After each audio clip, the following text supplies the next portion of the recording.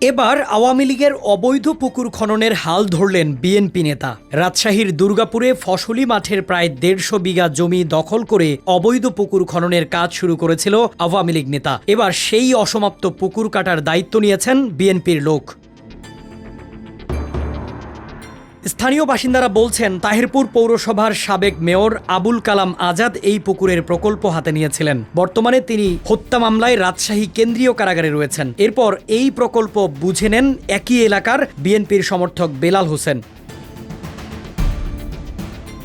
এ বিষয়ে দুর্গাপুর উপজেলার ইউএনও জানান, পুকুরটি বেলাল হোসেন নামের একজন ব্যক্তির প্রকল্প। এর আগে এই প্রকল্পে আওয়ামী লীগের সাবেক সংসদ সদস্য আবুল কালাম আজাদের নাম লোকমুখে শোনা গেলেও কাগজপত্রে নাম ছিল কার্তিক সাহা নামের এক ব্যক্তির। তিনি বেলাল হোসেনের কাছে মালিকানা হস্তান্তর করেছেন।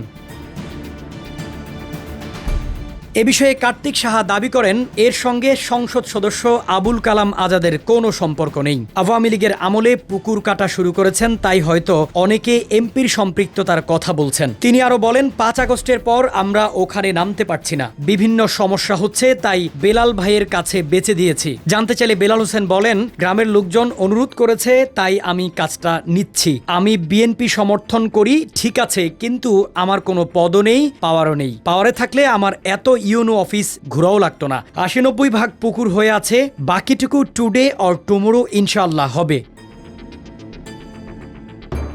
নিয়ম অনুযায়ী ভূমির শ্রেণী পরিবর্তন না করে ফসলি জমিতে পুকুর খনন করা যায় না। এ বিষয়ে জানতে চাইলে বেলাল হোসেন বলেন, ভূমির শ্রেণী পরিবর্তন করা কঠিন, কোনো সাধারণ ব্যাপার না। পুঠিয়া, দুর্গাপুর, বাগমারায় অনেক পুকুর খনন করা হয়েছে। কেউ জমির শ্রেণী পরিবর্তন করেছে কি না আমার জানা নেই।